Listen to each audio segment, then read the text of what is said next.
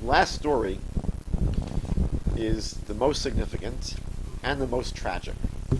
The most tragic and also the most ironic. Listen to what happens.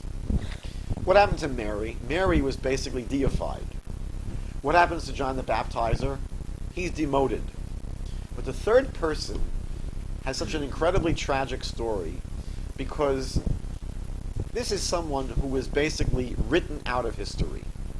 And the reason it's so ironic is, if anyone is interested in finding out who Jesus was, this person, scholars say, is the most critical link.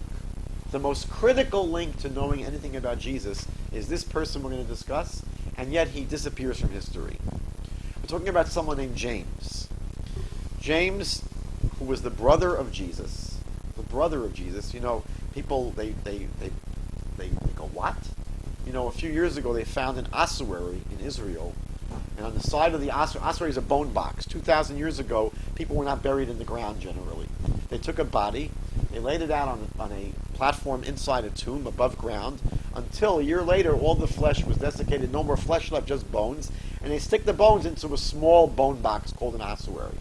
So they find in Israel a bone box that says, James, the son of Joseph, the brother of Jesus.